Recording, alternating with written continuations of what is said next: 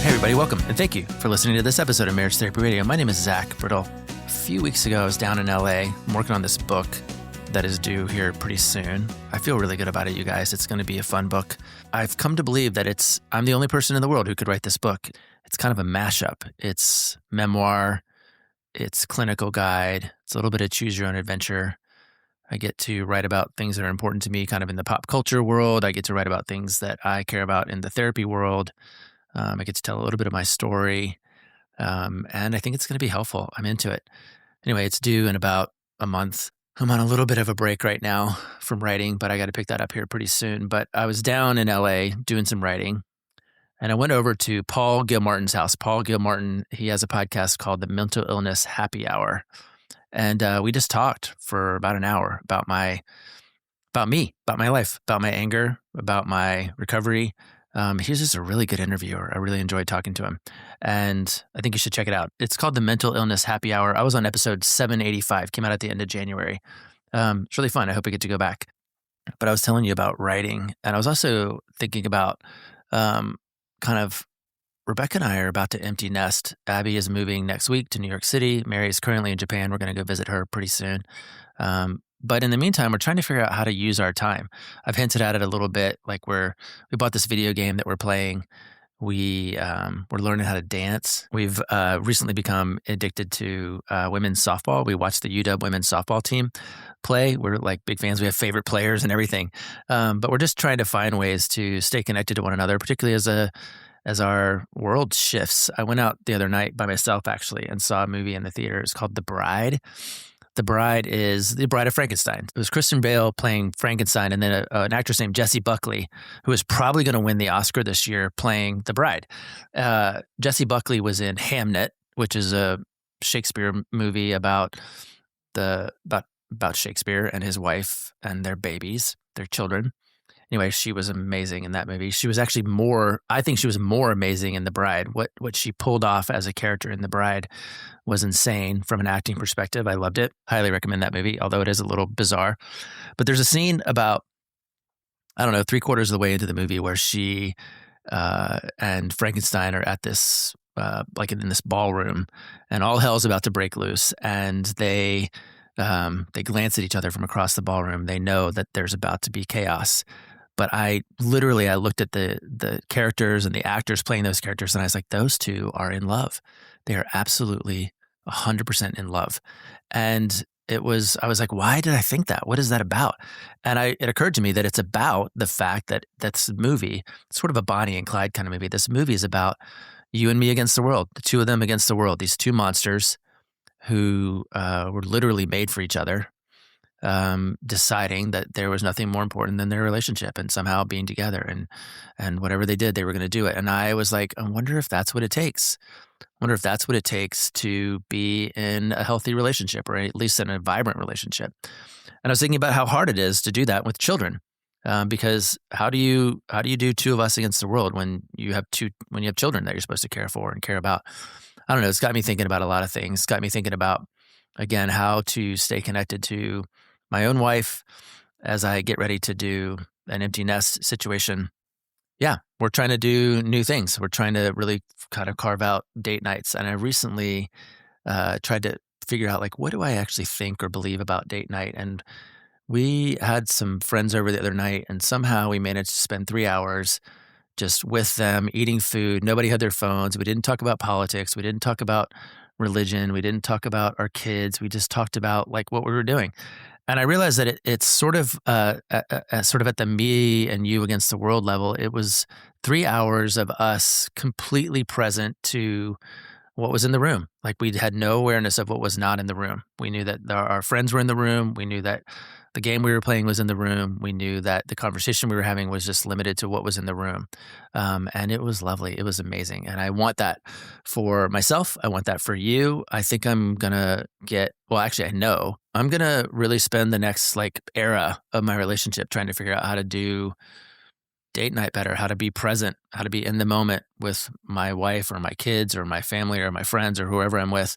And so you'll hear me talking about that more and putting some energy into how to make that work. And because I want that for you. I want that for me.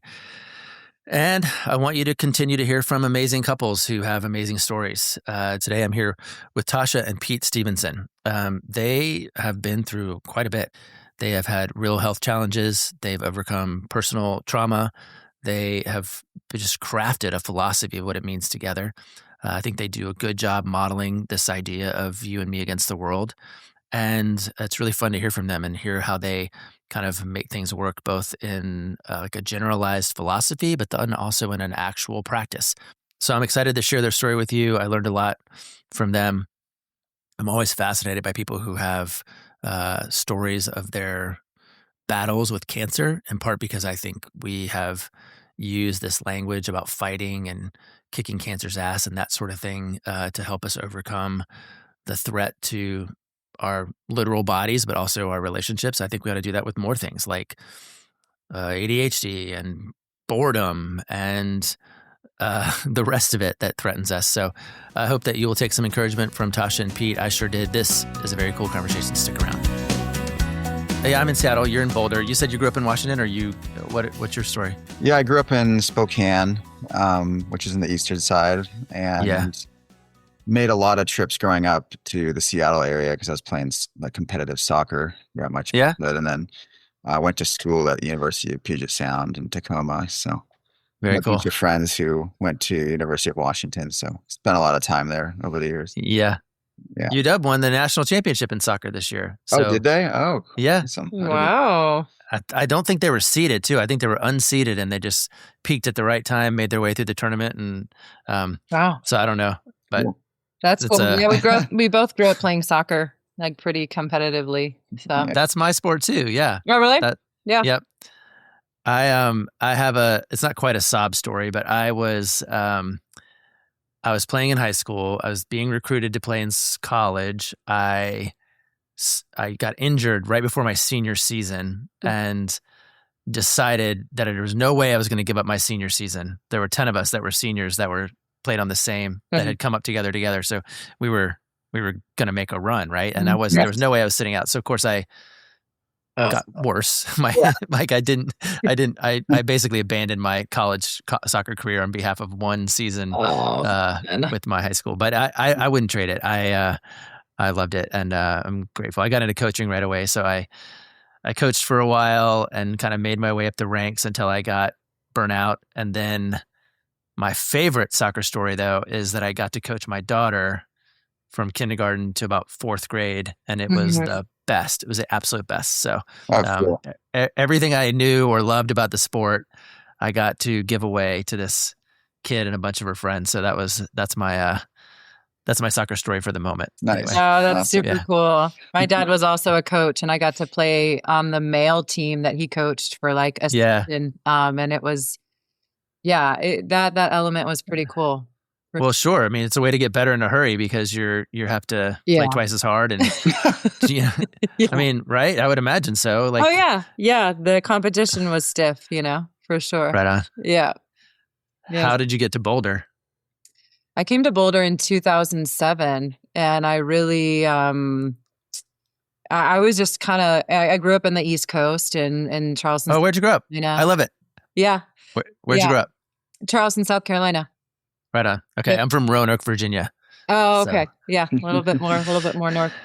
Well, and so when I was getting recruited, I got recruited to play at Emory. So that's in Atlanta there. Yep. And then Elon and one other school, I can't remember what it was, but I was done. By the time actual offer season came around, I was out. I ended up going to college at William & Mary, and I wasn't good enough to play at William & Mary for sure. Even at my peak, I would not have been that kind of player. They were top 10 in the nation at the time. And, but it was a fun time to be there too. But I love talking to people from the East Coast. People on the podcast will get mad at me because every time somebody says I'm from the East Coast, I'm like, where are you from? And what do you do? And what did you, and you know this person? And did you ever meet, and did you ever go here? And because you come out here and everything's so far apart. Like, if you're like a Philadelphia Eagles fan, you can drive 2 hours and see them play 10 games, you can drive to New York, you can drive to DC, you can drive to, whatever, Here, you're a Seahawks fan and you want to drive to see them play an away game,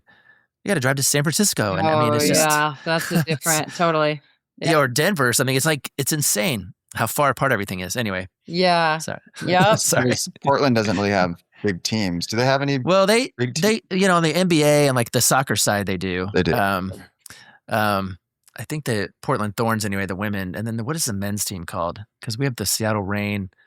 Oh, the Timber, the Portland Timber. So that's a big rivalry. Vancouver has teams, Seattle has teams, and Portland has teams, and they're all in this like Cascadia rivalry kind of situation. I do like the names of the sports teams on the West Coast. Right. It's like this, the word that describes the city the best. Rain. Yeah. Timber.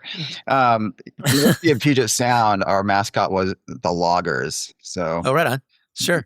Yeah. So. My theory on mascots is you should have a mascot that doesn't make anybody go, wait, what is that? Because Seattle just got a women's hockey team, and the hockey team is called the Torrent. Yeah, it does that. It does. Right? You just said. What? I don't know. What well, I'm not sure what it is. It maybe has something to do with the weather like or a current or the torrent. Yeah, it's a big ice flow or something. Water. Right. That's what I think. Yeah. A torrent, like when there's flooding, you know? Yeah. Yeah. It does really make you think though. They're like, your vocabulary is too broad. You need to dumb it down a little bit. Just call it the floods or something. Or just a little too clever, right? Like, yeah. Okay, so you were telling me, Tasha, that how you got to Boulder. I'm interested in how the two of you end up together and in Boulder. So tell me your story. Yeah. I came to Boulder, 2007. I really, really what brought me out here was needing to have like time and space, like become my own person. You know, growing up, I had a lot of different like struggles with eating disorders and addictions and my family of origin and you know, kind of really struggled to find my way and to find what place was mine in the world. And I was either going to go to Asheville, North Carolina, or, you know, the Boulder, Colorado of the East Coast, or kind of get a one-way ticket out here.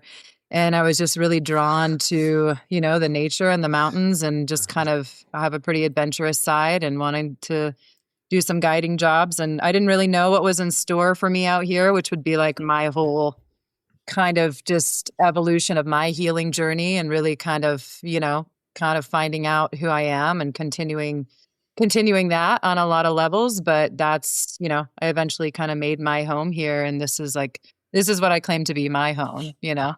And that was before Pete. Long before Pete. Yeah, almost 20 years before Pete. That was in 2007. We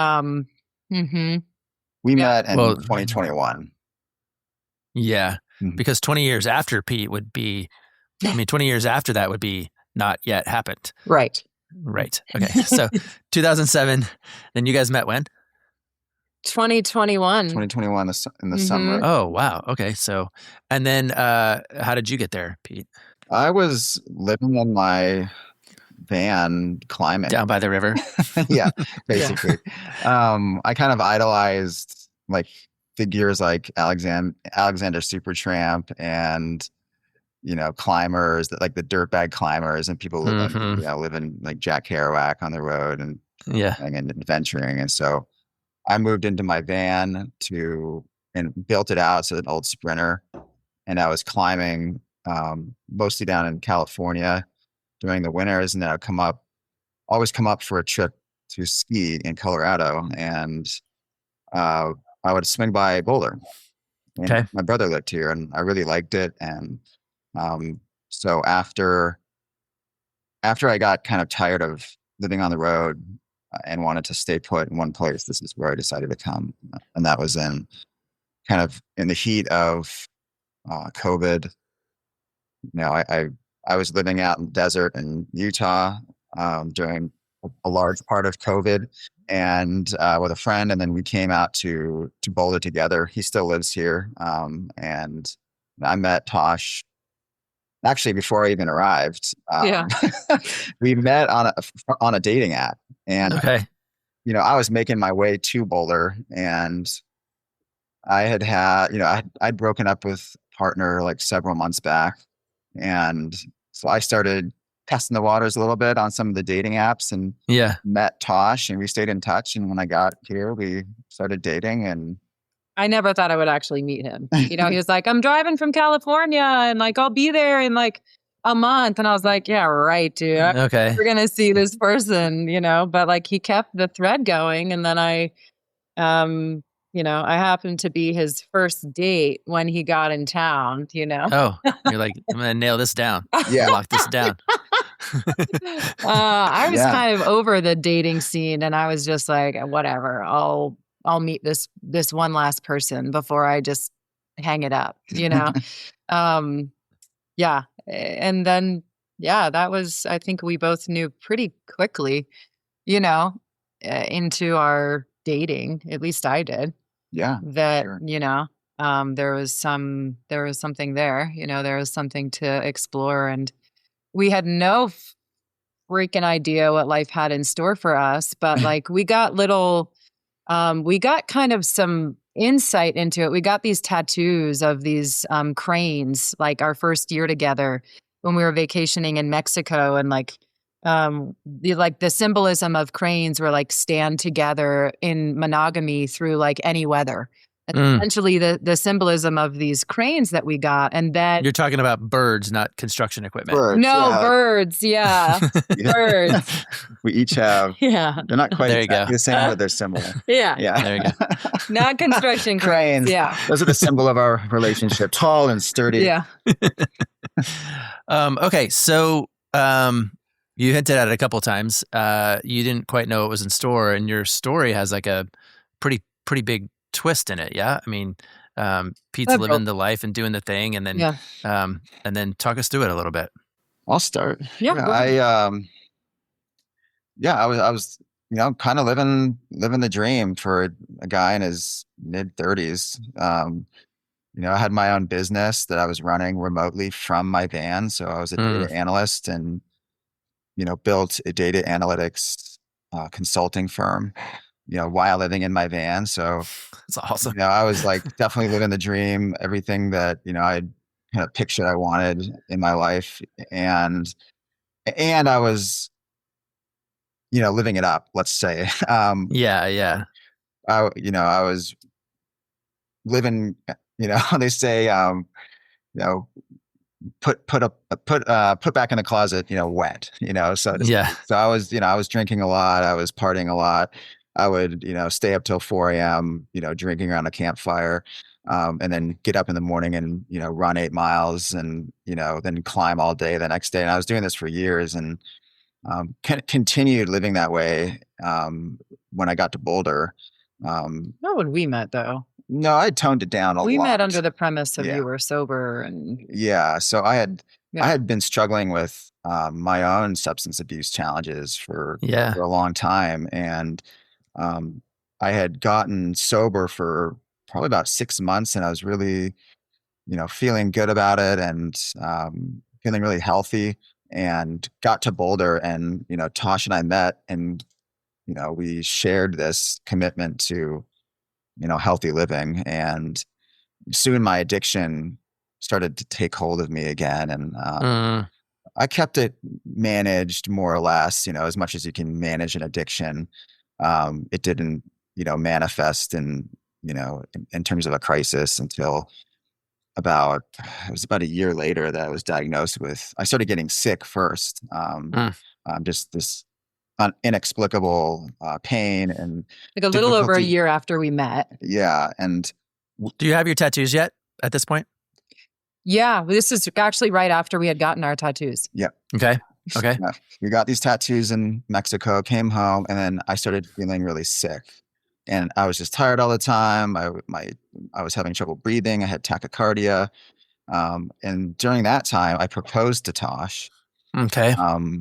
I thought it was COVID or something. We didn't really expect it to be COVID something as big as cancer. And it was just 6 months after we got back from Mexico, 6 months after we had gotten engaged, that I finally, got a diagnosis that that it was lymphoma. I had a 7-inch tumor in my chest, this large, about the size of my fist, in the mediastinum, and it was pressing up my heart, my lungs, and wrapped around my trachea. So everything suddenly had a reason, which was nice, but it was terrifying. The reason was that it was, I had a really serious life-threatening illness. And that kind of turned everything upside down for Tasha and I, like overnight.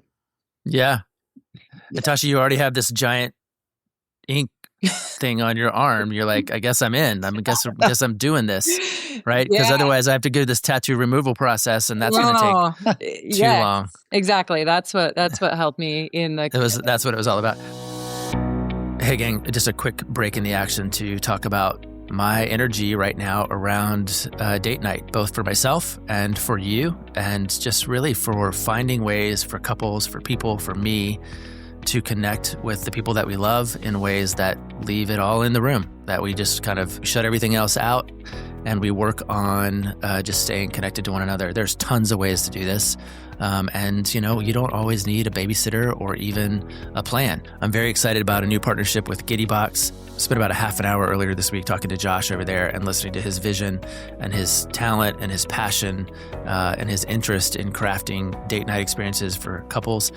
Some of them are custom date night experiences, and some of them are just subscriptions like you can find anywhere else. But I'm, again, very encouraged by hearing a little bit of his passion and his energy, and I'm looking forward to partnering with him. I would love for you to check it out. You can go to getgiddybox.com.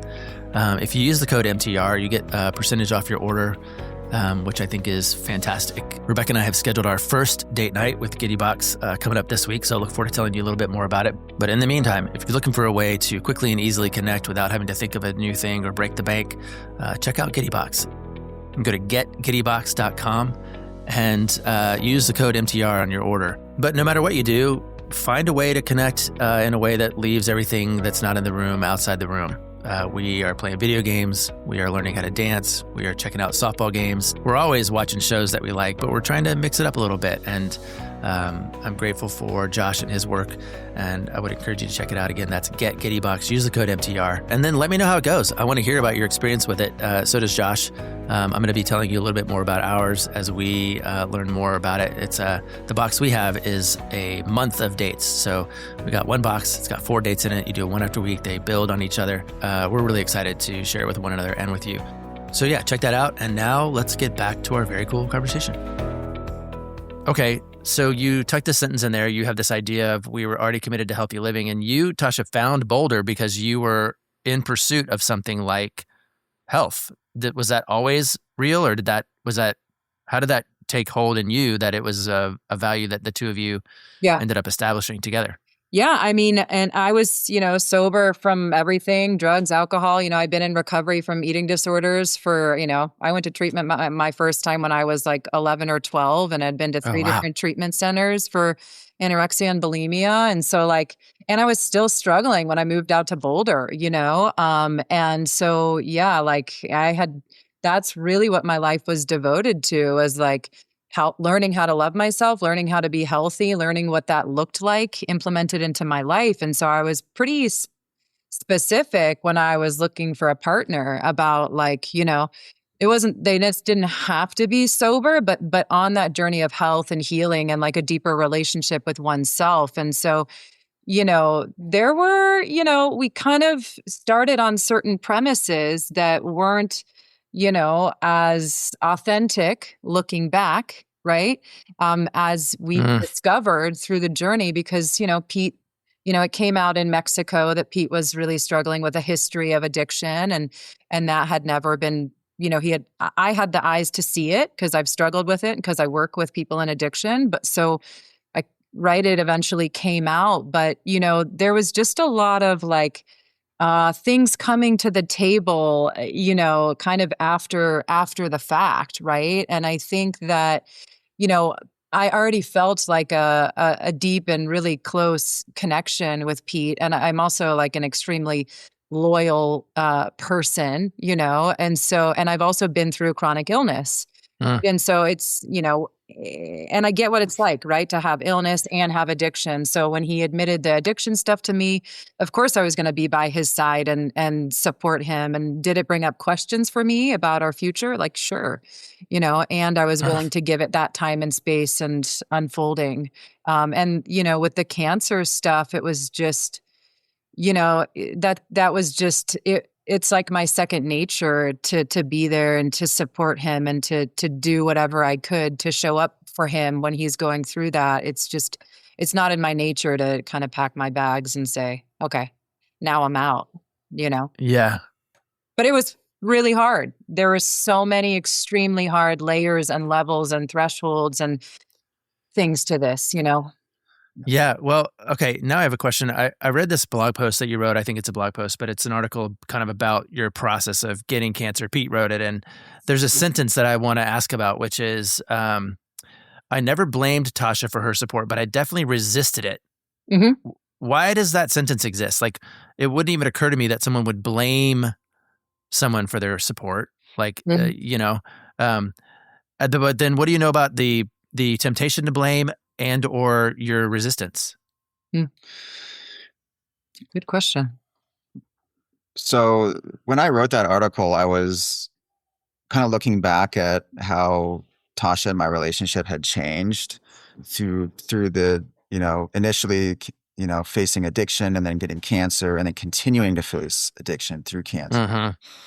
And, naturally I was sick, very, very sick, going through, radiation and chemotherapy and surgeries, and Tosh became my primary caregiver and really took amazing care of me throughout this. And so she would want me to be healthy, right? Make good choices around my health, around what I'm eating and remaining sober and not falling back into addiction and all these things.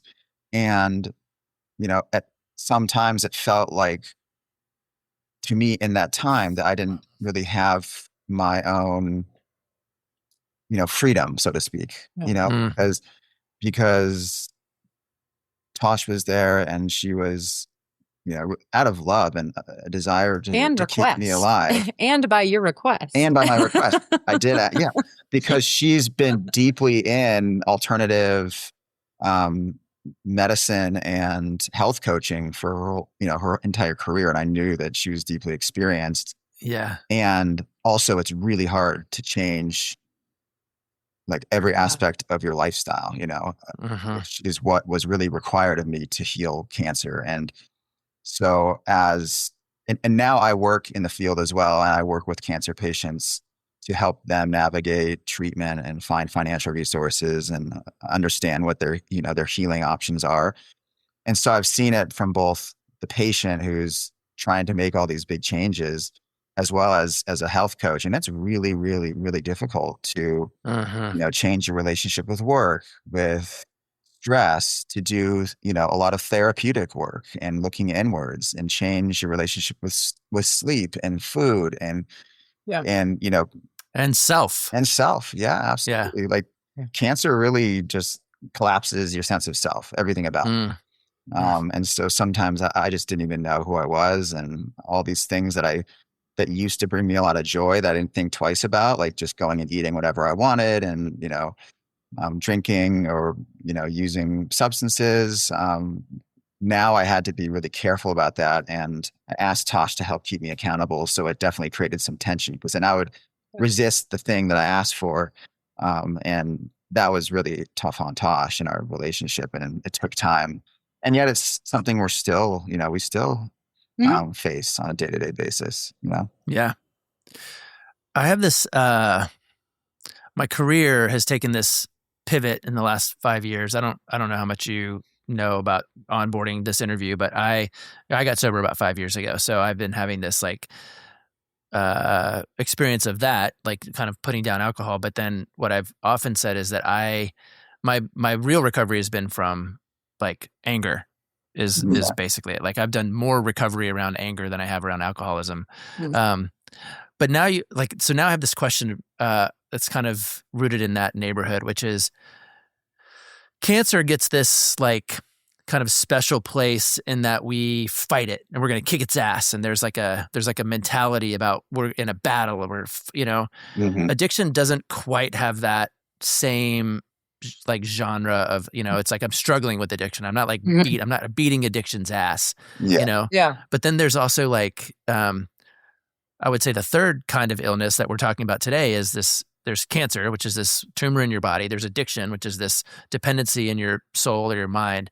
But then there's this other thing, which is like I would call it my addiction to anger, resentment, or like that's really the health battle for me. Like when you think about maybe those three things, particularly with the idea of like we fight cancer or we struggle with addiction, like do you have your own language yet around splitting those things up or dividing them or combining them, or like how do you think about grappling with the layers of wellness? Yeah, I like how you put it that what you were recovering from was your anger, because 100%. Below addiction is trauma and shame and fear and guilt and these other emotions that we use to kind of mask, what we're truly feeling. And so the way I speak about cancer is very similar. I don't see it as a fight or a battle. I see cancer as a manifestation of of my life in a way that what's not working for me and what hasn't been working for me for a very long time. And, what choices and habits and patterns existed in my life that created an environment in which cancer could take root. And so I see it as a direct result. I see myself, my own responsibility deeply tied in with my cancer. I don't ascribe to the idea that cancer is this genetic thing that just appears in a vacuum. I believe it. And now there's a lot of studies and research that show that the majority of cancers are actually lifestyle based in terms of their causes.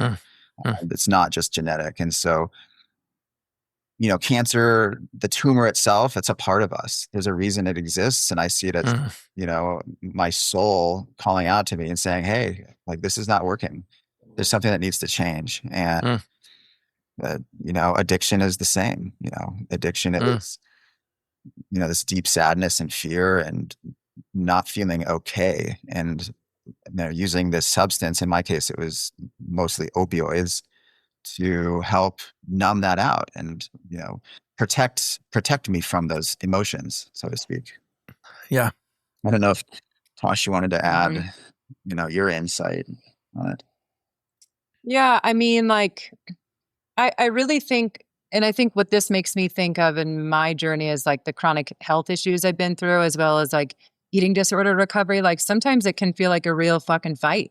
Like I'm not saying like, oh, intentionally I'm going in there with the verbiage of like, I'm fighting this, but like just the real grittiness that these experiences, what they can really feel like, right? When you're continuing to grapple in the same ways and feel the same symptomology and right, try and get back on the horse every day. So I just want to acknowledge that in my experience, it certainly at times has very much felt like a fight that takes a lot of grit. And I think from a deeper perspective, like I see these things very much as like opportunities to, increase my ability to bring myself the care that I need. Remember who I am on a deeper level. Like that's what my eating disorders really helped me do, is see like, oh, I'm super identified with this body and this appearance. And right, same thing with chronic illness stuff. Like who am I if I don't look a certain way, if I don't feel a certain way, right? And so through peeling back those layers of like, oh, that's actually connected me to this divinity, to this presence, to this thing that is beyond that which is physical, that which is feeling or thought-based, this grasping to the outer, right? Trying to fix it, whether that's the body or trying to get rid of certain, feelings or, right? It's transformed my life to be like, oh, this is my soul's opportunity to face pain and deal with things directly and and also have a lot of compassion and a lot of empathy and a lot of patience for the struggle that healing is on this like very multidimensional existence that we have.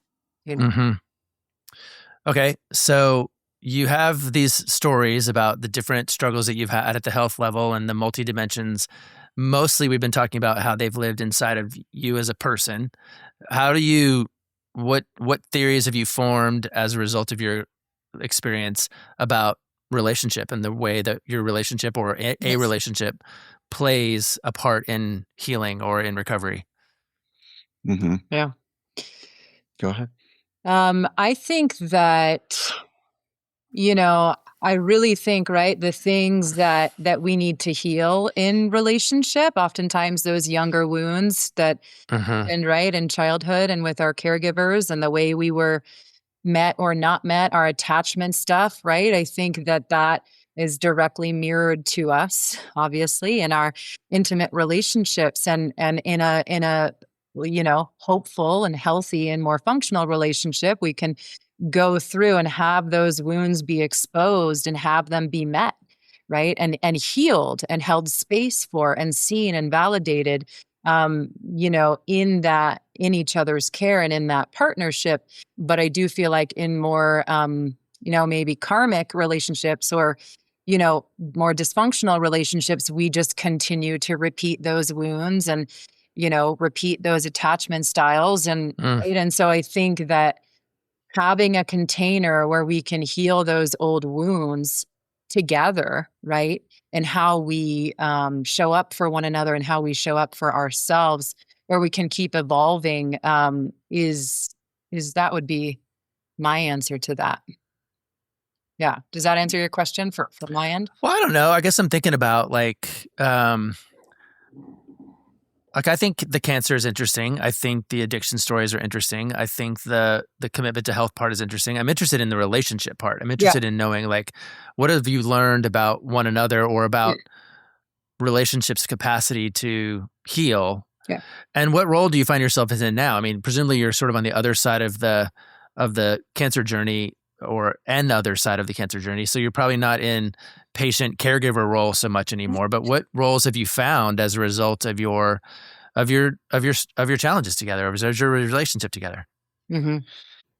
In facing all these crises together, our relationship has been founded really on us moving through these really challenging and scary experiences that a lot of couples might not face until 20, 30 years into their relationship. And we started out with these kinds of experiences from the beginning.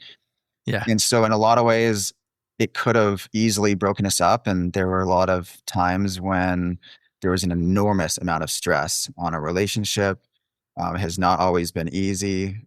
Navigating these kinds of experiences just puts so much stress on it. But we've managed to, get to know one another and grow together through it. And our relationship now is really, really strong because we have proof that we can go through, these impossibly challenging situations and stay together and stick through it together. Yeah. And I feel like certain dynamics that we've really had to suss out, right? It's kind of like Pete being the identified patient and me being the one that takes care of him, Yeah. I think that has been a big, right, learning for us where it's like, okay, how and when do I let go more, right? And face my own stuff, right? That makes me want to kind of fix and overmanage and overfocus on Pete. And how does Pete then fill in that space and take accountability and stand in his self-responsibility of what he's saying he wants to do, so that I think that's been one of the biggest dynamics, so that we can each sort of be in our own care and then also have agreements and be in each other's care in a good way where it's not this dynamic that's super codependent, that's me helicoptering and then Pete resenting me, and then which is the very kind of typical male female structural dynamic we can get into, right? With the nagging wife and the resentful husband. And, I think this has been one of the main dynamics that we've had to both work through. How do you do it? How do you protect yourself from that dynamic? Oh, man. A lot of work. We have a couples therapist that we meet with every week. Because we've been doing this for a long time, during and outside of crises. Yeah. And we talk a lot. We're aware of these patterns now because we've, done the work of delving into it and looking at it. And still it's challenging because Those kinds of things take it just takes a lot of work and a lot of practice to move out of. And, obviously there's a lot of trust issues that come with addiction, part and parcel to going through addiction is hiding and lying. And so that's something we've had to work a lot on, is building back trust. And I think as long as we're both really committed to it and, remember how much we love each other and how much we want to make this work, it's allowed us to get through a lot of things that I think other couples wouldn't survive. Yeah. And we have actual tools, to be pragmatic about it. Now every day we have a radical honesty check-in, because we're trying to rebuild the trust from the dishonesty from addiction, which is oftentimes to the other person also feels like an infidelity, right? To really honor what that feels like. So we're all right, every day we have this check-in, once a week on a date night. How does it go? How does the radical honesty check-in go? You don't have to tell me about something you need to be, but what do you do? How do you check in about radical honesty? Yeah. It's an opportunity for us to tell each other, anything and everything that happened during that day that that is relevant to the relationship, So if or relevant to your recovery too at this point. Yeah, and my recovery. So, if I slip up, that's something that, we would talk about. If I, usually that's kind of the main thing that is involved in these types of conversations. It just gives us a platform to check in so that things don't, go on and on and on. Do you do it every day at 6 p.m.? Do you do it when you remember? Or do you have a specific question or ritual that starts it out? I mean, how does it work? This one is a newer one that we just started not that long ago because we found a need for it, after more things came up in therapy. And I was we were kind of skating along, thought things were going pretty well with recovery and with honesty. And then there was a relapse and there was, and then more things came to the surface. And it was okay, well, right, what else do we need to add here to our plates, And so that one's kind of newer.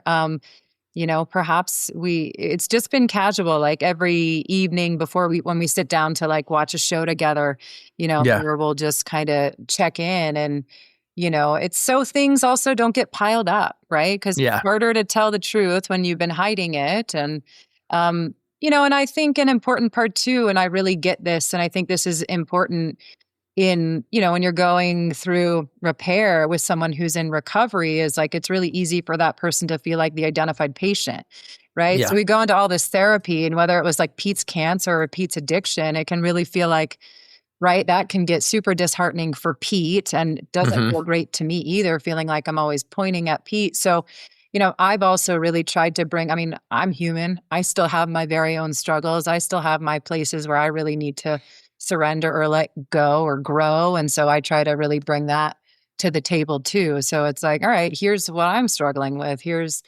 because that dynamic, right, relationally can just be, it's not healthy and it's not sustainable. Yeah. Right on. How does Pete support Tasha? So one of the things that, Tasha is always working on since struggling with eating disorders and things as a younger girl is maintaining a really aligned relationship with food and health. And she also has struggled with, chronic health challenges throughout her life, which have made diet really, really restrictive. If she doesn't stick to a very, very simple diet of essentially fresh fruits and veggies. It should be noted that you're pounding a green smoothie during this interview while I'm just chugging Diet Coke to try and stay awake. I know, you're like my former self. I'm that Diet Coke looks so good. Yeah. I was you want some of this chemical action? Here you go. Yeah. So, I make sure to not leave things out that would be hard to not partake in, Right on. So if I'm eating something that, in my diet, compared to most Americans, is extremely healthy. Mm-hmm. But Tasha's diet is even, 5 times more healthy than that. It's stupid. It's really crazy. Yeah. Really dumb. So, yeah. I'm over here eating gluten-free, like organic, the healthiest cookies you can find at Whole Foods. And it's still like, if Tosh ate it, it has the word cookie in it. So it's off limits. Yeah. So we also do check-ins around that. Like, what are we, how are we sustaining ourselves with food? What are we going to keep in the house? What are we eating? What are we cooking? That's a pretty consistent conversation for us.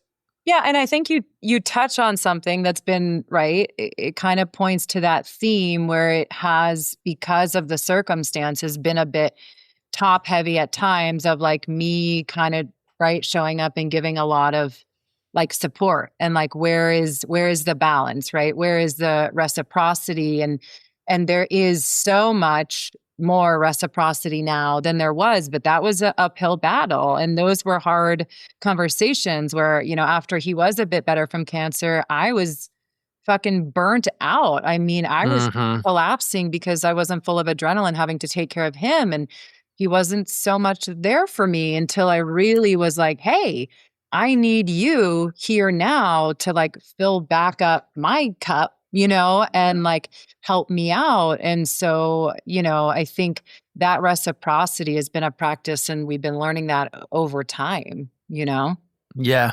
Yeah. That's interesting.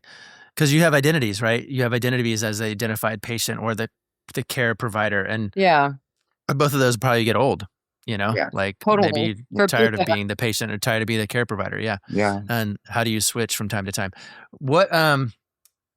What's next for you guys? What are you working on now? Or what's the thing that is, that wakes you up? Are you still working on less bad? Are you still working on healing? Or do you have your eyes on more good at this point? I think both. Each of us have a really strong vision about how we want to help people in our lives and our careers. And that drives a lot of what we do. Mine's focused on the cancer space. And helping other patients go through what I went through a little bit, easier, a little bit smoother, and to have more resources that I didn't know about. And I also understand that in order for me to be my best to help folks, I need to also be honest about, where I've been struggling and the challenges I've had, and keep working at those things, all the time. It's a never ending journey, of healing and work. And there's also, sometimes I would love to think that I could, be done with therapy, graduate therapy. But it's a lifelong process. Life always presents something new, some new challenge as we get older and grow in different ways. So, I would say, a lot of the healing I want to bring to others is achieved through my work. Yeah. Yeah, I think for me, I really do feel like this, like, kind of just a turning point where, like, I've spent decades of my life feeling like I'm doing the work and like kind of in the nitty gritty of the healing stuff, and that's served me. And also, I feel like I'm stepping in, like crossing that lake of like just kind of living in more of like the joy and the appreciation and the goodness and almost like getting more connected to like my wild and free nature, if you will, kind of interested in like doing shamanic stuff and that kind of thing. And I think our path together, there's just so much more stability. There's so much more honesty. There's like it feels like we did it in reverse, right? Like instead of facing the hard shit later, we like front loaded it. And now like we have this kind of authentic and real connection that, can withstand really tough things. And it feels like, I don't know, just moving into more lightness, more joy, more, doing the things every day that, keep us both in line with our healing and recovery and being of service. And also like, just kind of maybe like getting an RV and traveling across the country and like and adventures and, kind of living it up a little bit in the healthy ways that we need to be, Yeah. Yeah. Okay, most important question. When you sit down at the end of the day to watch a show, what are you watching? Most important. Oh, we have a whole range of answers here. Like I like historical documentaries. I love, like about World War II and different political and historical figures. If there's some sporting event going on, like the Olympics or World Cup, we usually watch that. I like drama. Don't lie. You also like the thrillers and the blood. I like drama. The drama. And I'm like, there was a while where like Pete, just to like appease me, he was like, all right, let's find Love is Blind. Like where I'm done. So I work as a therapeutic mentor. I work with people all day long. I'm hearing their intense stories, right? At the end of the day, I'm like, no, I need to zone out. I will watch. Give me garbage. Yeah, like totally. But the Olympics recently have been awesome, Yeah, that's the truth. I love it. Yeah, I'm the same way. Like I'm like, give me. I always say I like all, things that start with S. I like swords, superheroes, spaceships, sports. Like just that's what I'm into at the end of a day. Or serial killers are fine too. Okay. Like I'll take a good serial killer. You guys sound like you guys could get along. Yeah. Hey, listen, thanks for coming on the show and for sharing your story with us. Like I think people who have been through stuff are fascinating. Everybody's been through something, but like when you can point at it and go, oh, I've been through cancer. I've been through addiction. I've been through just like, it's always incredible. And I'm just really grateful to hear from you. If people do want to learn more about you or both of you or either of you or how to be, if they're struggling with cancer or whatever and want some help, where do they go? What's the target? Well, I have a website called evolvehealth.com. That's my cancer coaching and resource navigation business. It's a good looking site, by the way. I cruised it and I was like, I like, if I had cancer, I would spend some more time here, but hopefully you don't need it. And I'll let Tosh talk about her business a little bit. Yeah. What'd you say? Hold on. You said Evolve Health. Evolve Health. Yep. Yeah. Okay. Yeah. I mean, there's tons of resources, books, articles, things that show people how to find financial support grants and how to get disability benefits and things like that. So lots of resources there. Very cool. Very cool. Yeah. And I have my own practice. I've worked in mental health now for about 16 years, doing therapeutic mentoring. So similar elements to therapy and life coaching and like sponsorship kind of all married into one, and support people primarily with, recovery from chronic illness, from addiction and eating disorders, as well as, just people that really want to get to know themselves, their patterns better and learn, healing tools to work with themselves and live a more uplifted life. And resilientgrace.com is the name of my website. I love it. And do I have to be in Colorado to take advantage of your coaching? No, I work with people in person, but also virtually all over the country. I love it. Okay, very cool. Well, listen, thanks again for coming on. I am so grateful to talk to you, and I hope that you continue to get healthy on this health journey that you've been working on. Thank you so much. Yeah, this has been awesome.